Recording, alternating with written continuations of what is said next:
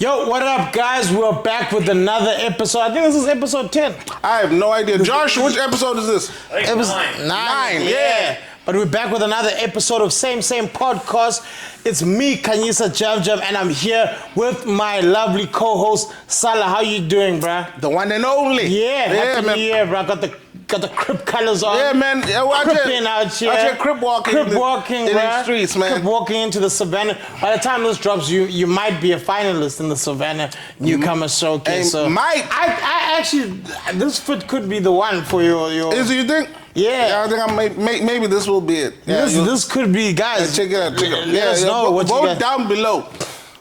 Tell us what you think. Yeah. But we were chatting a little bit before this episode started about burnout, mental health, all that kind of stuff. Yeah. How do you feel about that, bro? Like, did you feel... last year, I felt like you were working so hard. I mean, there's no way you didn't get burnt out, bro. Okay. Burnt out, yes. Mental issues, no. Okay. Like, I rarely get like mental issues. Yeah, I think it's because of you, bro. Yeah, I think it's because of my. That's a blessing and a half, bro. Yeah, because I'm like, I don't know why. I don't know what triggers mental issues. Yeah. Like in terms of, yes, we do go through a lot of stress. Yeah. And things can seem very overwhelming. But I don't know what the switch is. Yes. Because a lot of people that say they have mental issues when they just sad a little bit. Yeah. So I don't know. Yeah. I don't know. Yeah, no, I'm diagnosed, by the way. Like I went through the whole process. Yeah. And you're right, it was horrible, bro. Like like when you deep into the mental health and wanting to off yourself, dog, it's not nice, bro. Do you ever be suicidal? Yeah, bro, multiple times. I've been suicidal, but I still don't think I've mental. Like where I've thought about, man, this would be just easier if I just killed myself.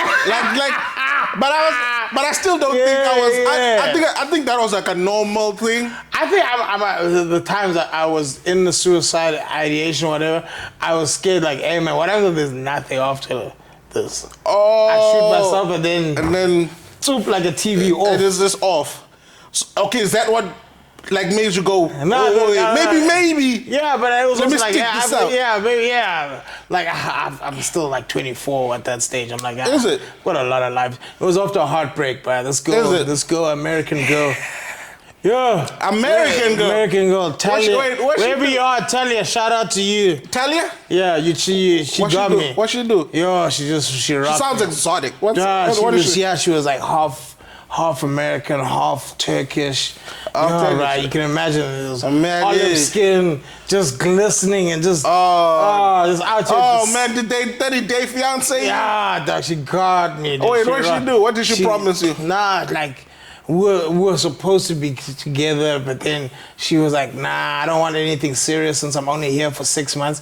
Then she extended her stay, and then I was like, come on, let's be serious, bro. Oh, so you've seen her face to face? What do you mean? Like she's been here? Oh yeah, what do you? I literally thought it was 30-day fiance. I'm like, I'm good. I thought you were sending her money. I'm a papaya. No, bro, come on, I'm not a papaya. I thought you were making you send her money and yeah, it's not Looney Tunes, bro. With promises of a future. I'm not groupie. Yeah. I thought you were a big scam, Jam. No. Oh, so she was here. She was here. You saw her. You could touch her. Yeah, with the touch, I did touch her. A lot of times. Yeah, I enjoyed it as well. Consensual. Yeah, we had that. We had 100% had that. Okay. And then okay. Thank you that we cleared that up. Yeah. How dead do you think I was? You never know, bro. I was just sending women are the thing that can crumble an empire. So you never know. I can never say. You can never put it past someone. Exactly. Yeah. So okay. Yeah. So she was here. She was here, and then she was like, we'd hook up, and then she was like, then she told me she did warn me at the start, like, yo, bro. Me, I'm a toxicon. I'm a bit of a Decepticon. You saw a green flag. Yeah. As soon as she saw that, ding, ding, ding. Yeah. Fun times. You were seeing fun times. Yeah. That's all you saw. Okay. Yeah. I continue. Yo, bro, she started hooking up with guys I knew. And then hooked up with one of my close friends, and it was just, yo. Wait. Downward spiral. Wait, hooked up with your homeboys. What's bro code in this? Because I'm sure your boys know. I'm not that close with that guy anymore. Like, I don't think it will ever be the same. But like, yeah, shout out to the Okay, continue. yeah. You see what I did there? Yeah, I see you. No, you on Comics one. are clever. You're on one. Yeah, continue. But yeah, no, dog. It was. I didn't write exams. I'd say I almost got kicked out of UCG because I was just it hurt me, bro. Like I was just like my whole life. Like you were like curled up in a ball in your room, Right. playing old school R&B. Yeah, Where dude, do broken hearts go? Okay, so that was you. Find their way home. You were deep in it. Okay, cool. Yeah, this is the Heartbreak Hotel. This is the dog. It was the first time, bro. I'm telling you now. As a man, no one prepares you for your first heartbreak. Yeah. Your dad definitely isn't. My dad would never tell me, yo, man. Oh, my dad would laugh at me. This is what these girls are doing, or this is what they're capable of, or this is how feelings are. When you first feel them, this is how it is. Don't just go loving everyone or whatever. Like, take your time. No, black dads especially, no one's giving you that. No. It's just the sex talk and that's it. Yeah, don't come back with a kid. Don't come up with a kid or STD. Like yeah, that's it. That's the talk I had with my dad. Yeah. When I went to varsity as well, be wise, condom. Don't get anything. He said, don't get any of these things pregnant because you're not gonna look after the kid. Then I was like, sounds familiar. I was like, hey man. So okay, she was like, sounds like I've got a. She slept with your boy, and then she left you. Yeah, and then the funny thing, she came back to South Africa like a year or two later. Yeah. Then she we had dinner or whatever, and then I was just like, I'm actually done with you, bro. Oh, so yeah. I was like, no, but like in a real, not like me trying to be a sour puss or anything. I was literally like, in the whole process, I'm like, why am I forgiving this person? Like, oh, she was trying to reconnect. Yeah, and then I went to the States, and then one of my friends is still friends with her. You know the whole thing. Like we said earlier in the other episode, you don't inherit people's beef. My friend was finding still in contact. Yeah, still in contact. Then I went to go visit that friend in the States, and then they were like, yo, Talia is saying she wants to link up. She's cool. She understands if you don't want to. And I was like, that's exactly correct. Don't want to. All right. Respect, man. Yeah, you gotta self-respect. Yeah, you stood your ground. You have to. You knew your worth, and then. Bro, it's. Once you smash the homie, that's a wrap. It's a wrap, though. I can't look at you the same, bruh. I can't look at you and the homie the same. Especially if I liked you, exactly. And I told you, but exactly. And I'd understand it. Like I would have understood if she was like, bro, there's nothing that's ever gonna happen. Bro, this chick used to come over. She'd get sourced.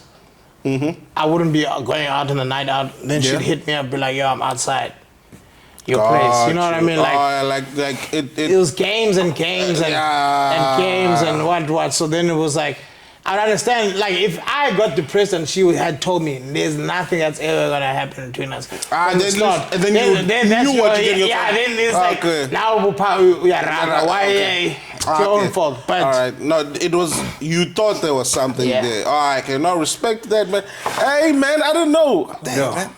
But it's good that you got your heartbreak early. Early, yeah. Yeah, I encourage people, if you're gonna get heartbroken as many times as possible, because once you hit your 30s, you know how to navigate yourself through and you can sort of see the patterns of like as it's getting to a place where you're like, you make better choices. You can eject yourself. Pick better partners. Yeah. Just do that.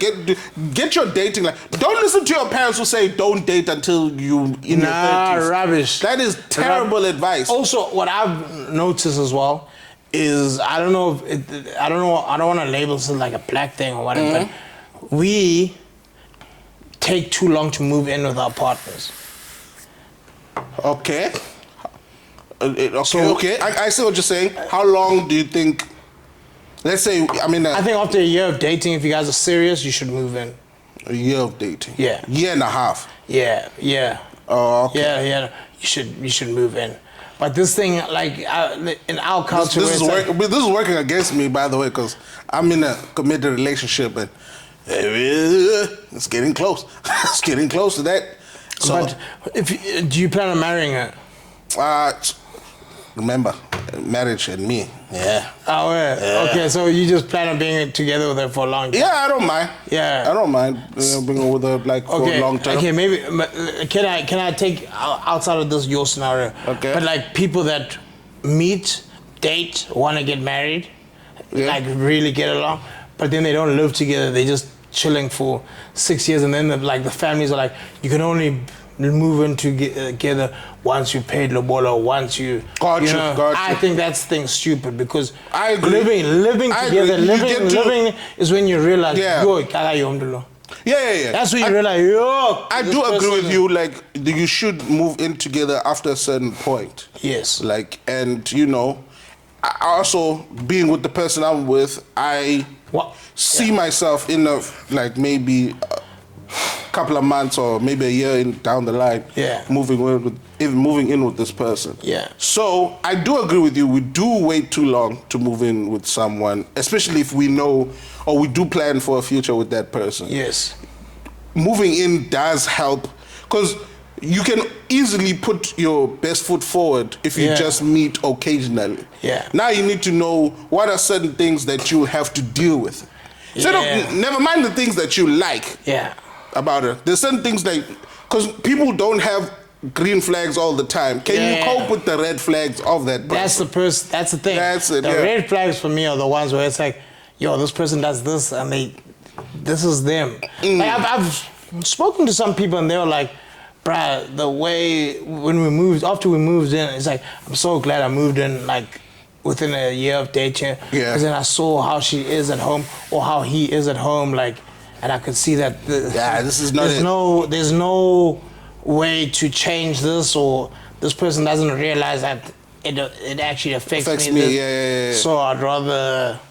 That is true. That's good advice. That is top advice. That is very top advice. Top advice. Yeah. So no, move in, people. Practice that, because one thing's for sure is that it's easy to break out of a lease. It's hard to get out of a marriage. Yeah.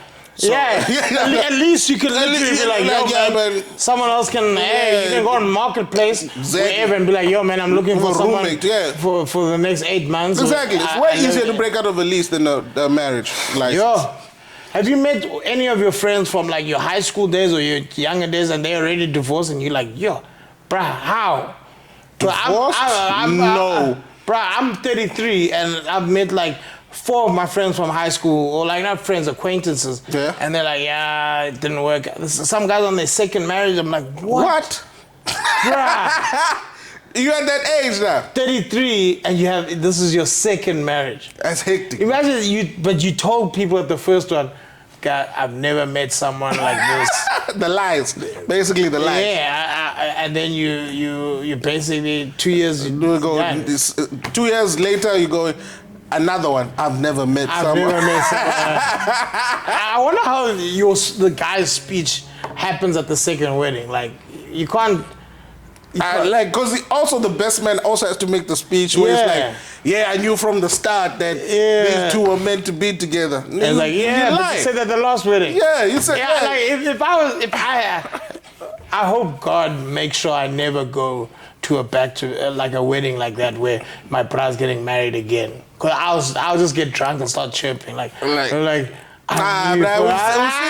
seen this story before. Heard that. Nah, you don't said that about the last time. Yo, bro, you'd cause fights, bro. Yeah, bro, I would be so spicy. I'd be I have a theory. That if you get married and you're my bra and you get divorced, I want my money back from going to your wedding. I've heard that before. Yeah, I've heard that theory before where, because we paid a lot of money. And you told, especially some of these people that take us to fucking Drakensberg, take us to Magaliesburg to go to your wedding, and it's 2,500 a night. True. And I had to pay for my flights, and I had to make sure I get an outfit, and I have to pay for and you guys don't even have an open bar, and then 5 years later you guys tell me you're done. Bullshit. Funny enough, bullshit. I'm going through that right now because one of my closest friends are getting married in April. So now I have to budget for flights, accommodation. Bruh. There's no open bar. I did ask all these questions. Then open bar. Bruh. He's like, nah. Nah, there's nothing wrong with asking these questions. Proper investigative, work before. It got to a point we pay for so much, or hey, bruh, if you're expecting a bachelor party, it's not gonna happen. I can't also give you a bachelor's part. You try all my money. No, bro. I told him, hey, man, we're gonna plan you the best bachelor's party ever. It's not happening anymore. Like I literally told him, I'm not planning it. I'm the best man. I'm not doing that shit. I'm not. So you have to say the speeches and stuff. And I will. I'll say a speech. I'll say where is it? It's freaking it's in this weird place, man. It's up north though.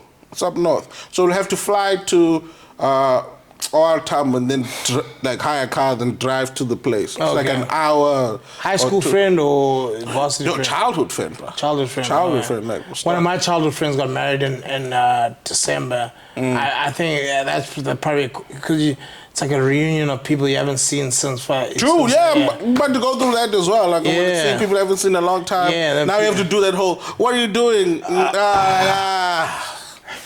Maybe that's another thing. In the previous episode, we spoke about it. The stuff we need to leave behind 2025. Now I have to tell you what I've been up to all my life. And the way people, and some people you can see they're just trying to size you up on how much respect to give you. And that's flex, the worst and thing. Also flex, that's the worst part. When someone asks you, so what you up to these days?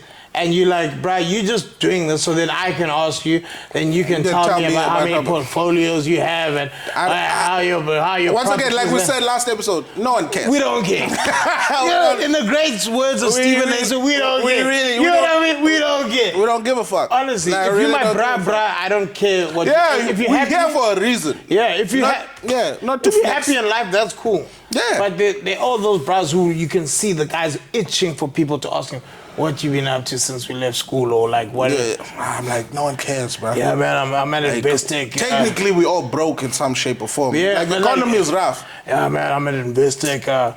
Do they even give you a card? Yeah, when did I ask that? We don't care. When did I ask that though? In the conversation, I asked you, what are you up to? Well, how does you have a private banking investor card? How does that come up? I really don't. I don't know. But they find a way to squeeze it in. There's some guys they find a way to wiggle that unnecessary information in the convo. We're like, man, just have fun, man. Let's mingle and tell jokes. Life is so long. Yeah, man. So much about humility, bro. Like, who says that shit's gonna last anyway? Yeah, even if things are going well in life, you're like, yeah, man, might go sour next week. But you just say to people, yeah, things are cool. Like, whenever anyone compliments me, I just say, yeah, man, I'm doing okay, thank you. You've been going to a lot of weddings. How many people have flexed on you on those weddings? A couple, bro. Especially the one in December, bro. That felt like you had to have your CV there just to tell people what you. And then you just come here, man. I just tell jokes for a living. They're like, hey, man, yeah, man, it's good to me. It's good to me. Yeah, it's good enough for me. Man, I don't know. I have a sick and twisted need to make strangers laugh, and I get paid to do it. Yeah, man. That's man. Guess I'm not winning in life like you are. Yeah. I don't have private cars. Yeah, I don't have investing. I don't have all that. I'm just there, but I just tell jokes. I have a time bank and shout out time bank for saving some of us when our credit scores were rocky. Shout out to time bank. And they always rocky. Yeah, they always. Yeah, man. Give me your credit score. Hey, man, talk about adulting stuff, right? Having a credit score that's good, no one teaches you that in high school. Oh, like, yeah. I just learned that like a few years ago. Like, your credit score is kind of shitty. Yeah. Matter of fact, you don't have a credit score. Yeah. Yeah, like, now I have to. There's so much in high school that they just don't prepare you for, man. Yeah, man. I feel like the kids these days need to be told, hey, there's a quote in some philosopher said, life is brutish and short. That's life. Yeah. It's gonna punch you, right? It does. The one thing I've realized in life that people don't spread enough to the younger kids and younger people, younger generations, is that no one's coming to help you. No one's coming to save you. There's not this big, hand that's gonna come scoop you up. From obscurity and make dog. You alone. And you can work as hard as you want, can do all the right things, and still things don't work out. Yeah, but what I wish the most when I look back is I wish someone would have told me, hey fam, just enjoy your childhood. Like, and just don't try to be grown up. Don't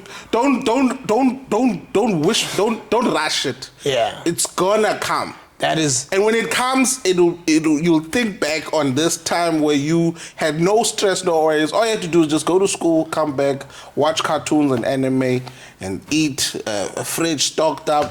There's nothing you have to pay for.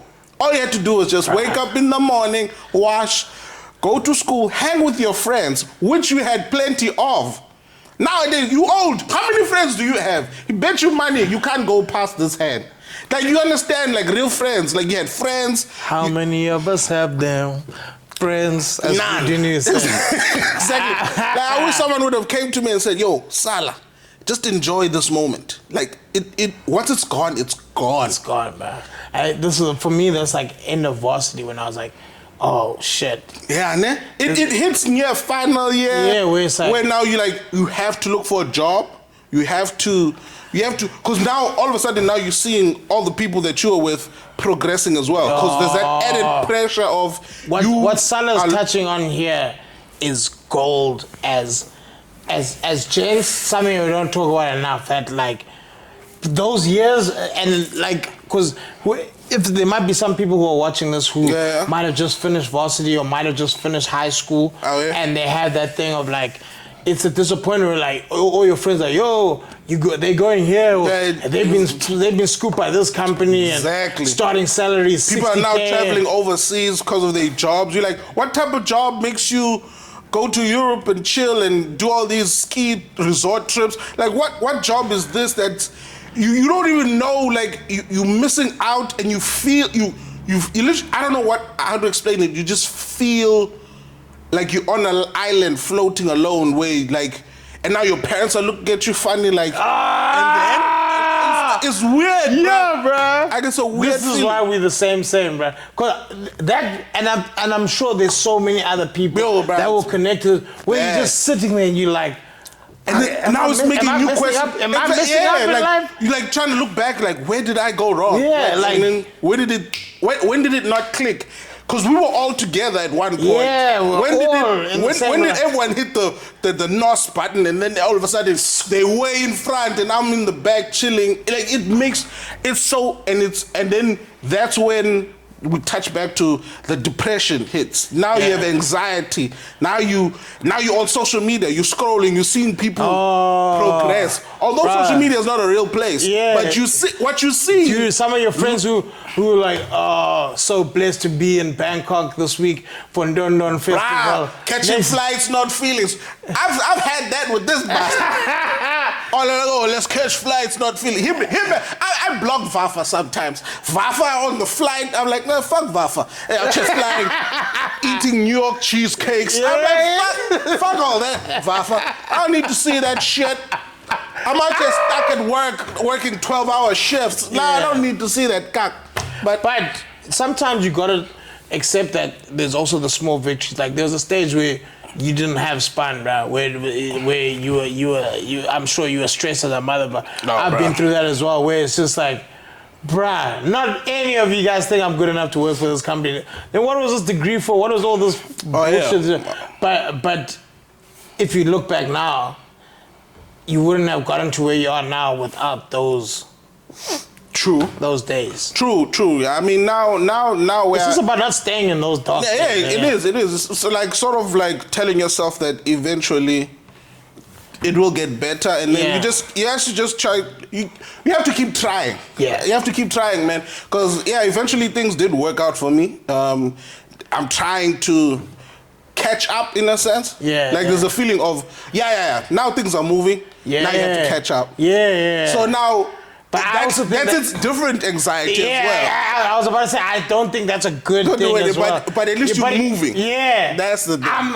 Bruh, it's like we're living same lives, similar lives. Because now it's like, I also want to show by things are moving. But you're not that guy. But you're not that guy who's just gonna post on social media and say, look at me, vat. No, that's not in my DNA to just flex online. Yeah, look what I'm doing. Look what I'm doing. Look who I work for. What all that cock. Nah. Some of us aren't built like that.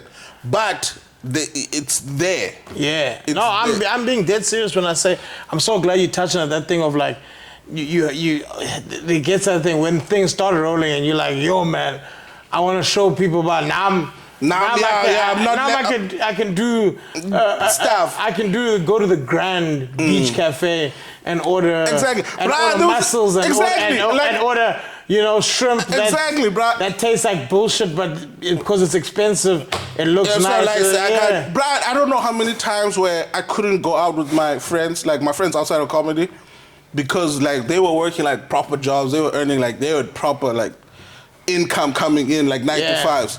They would go out to do these like nice places, nice restaurants, do this, and I have to say, hey man, I can't make it. I'm broke. Like I don't have the funds. I can't do that. I can't. So now I have to make excuses, and then I can't tell them that I'm broke. So I'm like, hey man, I'm not just feeling up to. So now it's also causing tension within the friendship. Yeah. Because now they thinking I'm avoiding them, or I'm trying to end the friendship, when it's like, no, I'm going through something. Yeah. And I'm not comfortable telling you that I'm going through something. It's not easy to be It's not easy. It's not that I can't tell you. Yeah, but it's like, it's just, hey, James, I just want to call you guys together. I'm not where I feel like I should be at. Yeah, man, I don't want to do that whole friendship circle. Let's gather around Sala and start praying, laying hands on him. No, I'm not trying to do all that.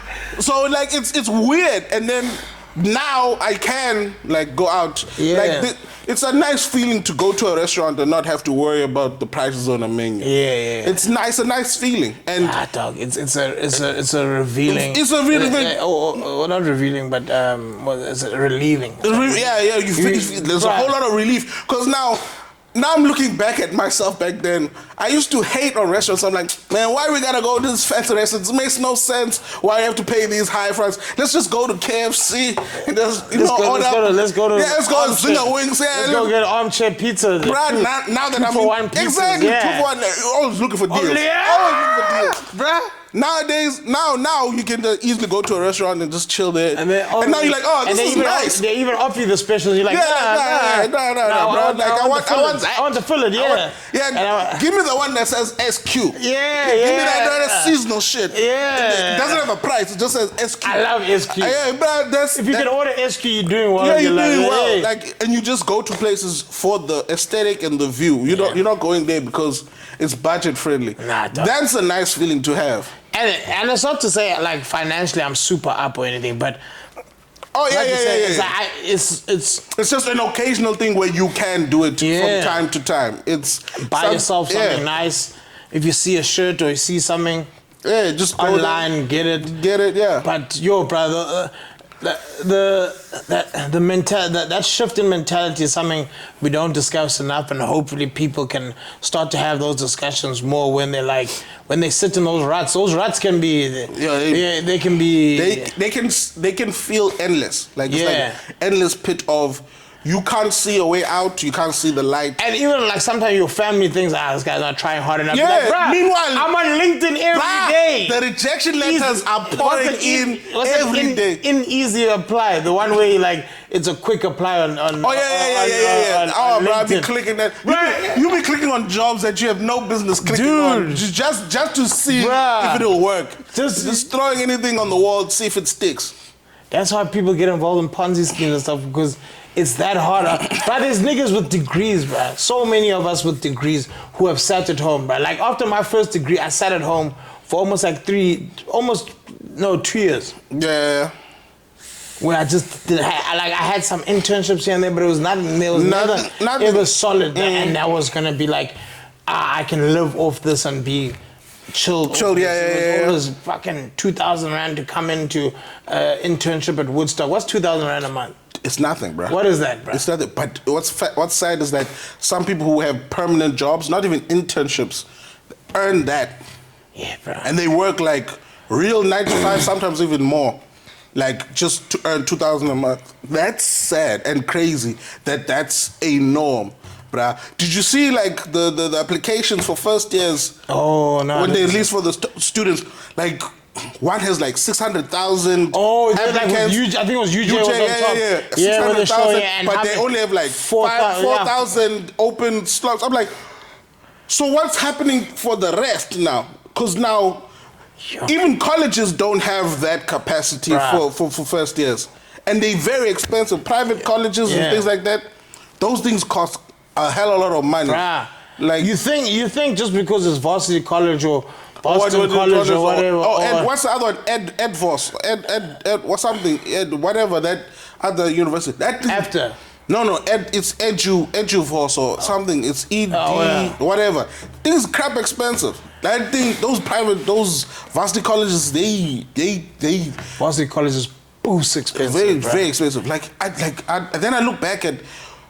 It doesn't make sense why the universities are held at a higher regard than these expensive private colleges. Yeah. Because my tuition at freaking UWC 1 year was freaking 15K for the whole year. Yeah. Sometimes even less. Yeah. I'm paying for a degree, a proper degree. So I'm like, it makes no sense. It's harder to get in there than it is to get into. All you need for those colleges is freaking money. Yeah. We live in South Africa. We don't have money. Yeah. It's crazy. So it's not like varsity college is an option for those the people that the 4,000 or outside of the 4,000 that didn't make it into UJ. Yeah. They can't be like, oh, okay, it's cool. I don't mind if I don't. Yeah. I got this. I've got VC. Dublin shut down. They had Dublin, bruh. They had bogus degrees, apparently. Bruh, they were offering bullshit, bruh. And you think going to Northlink is gonna help? No. Northlink, not to shit on Northlink, but hey, man, what are you gonna do with a certificate from Northlink? It's not a job that's gonna set you up proper. It's literally that. Northlink. You're gonna be a proper working class person, man. Proper working class, proper blue collar. Not even it's gonna be bad. And Northlink doesn't have that much space either. So there's still a lot of people who are not gonna it's not like Northlink is like a campus of hundreds and thousands of people. It's bad, my G. It's bad. Hey man, this is something that's got to be worked out, and the thing is, these are some of the challenges that government must actually take seriously. But I know it was apartheid, so it wasn't the best time. No, it wasn't. Yeah, but you can't even use that. But you hear these when people used to do trades or whatever, they used to train people. Because not everyone can go to varsity as well. Not everyone, but they used to teach you a skill. Oh yeah. Or make people go to the army or whatever. Then you teach, you get taught, you get paid. And you earn a decent salary but to not just sit at home and do nothing. But it was, but to say that it was decent for a crappy living situation because they didn't live in proper neighborhoods and suburbs, so it's decent to live in, let's say Soweto, whatever township there is. That's a decent salary. Yeah. So it's not really a good standard of living for us. I get you. And the apartheid government was structured to only support white people. Yeah. White people were the minority. White people are a small percentage of South Africa. Yeah. So when you center a government for taking care of a small majority, of course you'll have a sort of nice life or whatever it is. Even if you have a cuck job. Even if you have a cuck job. But what I was essentially trying to say is that I think they need to bring back those colleges where you learn how to be a plumber. You learn I don't mind that. Yes. Yeah. Because now it makes things easy. You come out of something with something. Yeah. More than just a matric certificate that means nothing nowadays. Matric. There's too many people matric and then you go straight to packing bags and checkers. Where it's where you could, because now plumbers are expensive. People who do installs and stuff like that, electricians, those artisans. Yeah. It's a very good paying situation. So I champion that, bringing back trade schools or trade programs into schools. That's a good thing. Because now, what I've noticed, there's an up spike in people now going into the army and doing police work and whatever that stuff is.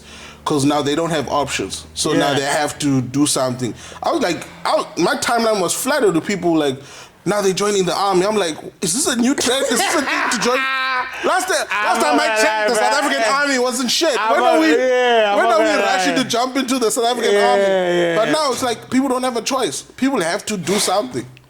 Yo. And the people who work in armies, earn like 15K? But honestly, since Cyril, and this can go on and on, but since Cyril, we were promised all this stuff with Cyril. He's gonna create jobs because this nigga has done shit. We need to move away from ANC at some point. 100%, bro. And to make things worse, like fully move away, where they have like 10%, nothing, and it's just dying, and they can see it, like they're getting crumbs now. They're not getting that. They're not getting fat off of us. Did you just see now they had their birthday celebration in Cape Town, bruh? The amount, I'm sure there was a shortage of Moe and Hennessy and all other nice blue labels. There was a shortage in the city because these guys just come in. Bruh, I've never seen some people who don't care like the ANC, bruh. Oh, you never will. And I don't want to make this super political, but honestly, bruh, those guys were a beacon of hope. At one point.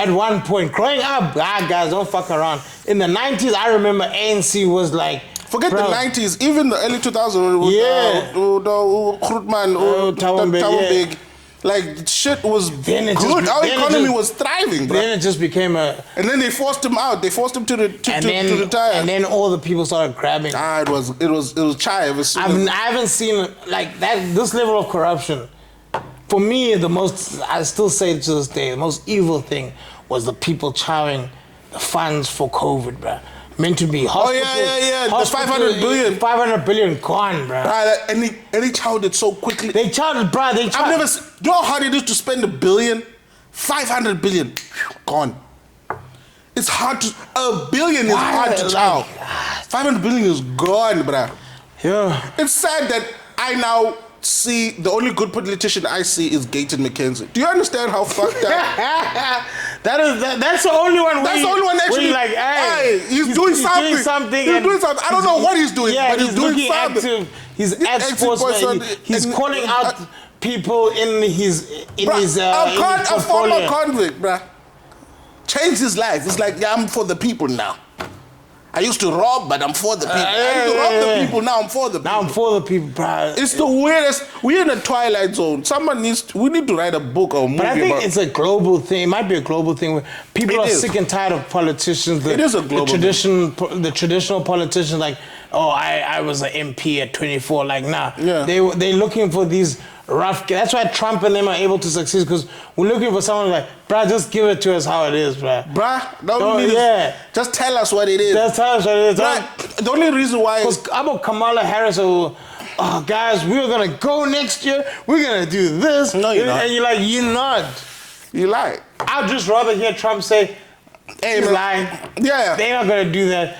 I'm going to tell you what I'm going to do. It might not work. I don't know. But come join me on this journey. It's so sad, bro, that it's probably happening to other countries as well, but we're so immersed in our stuff that we don't notice. Every country is probably going through this, except for America. America is still a large majority of the country population is very patriotic. Yeah. And that's only because America, what the government figured out is that, this is my theory, is that they always have an enemy outside of America. Yes. So they always have someone to blame. So it's Russia this time, it's North Korea this time, it's China this time. So now, when you have an outside enemy, you sort of galvanize and you become America, USA. Yeah. When have you ever heard that in South Africa? When have you ever said someone, South Africa? No one gives a fuck, because we identify our problems like, we're getting screwed by these guys right now. We have no time to worry about China.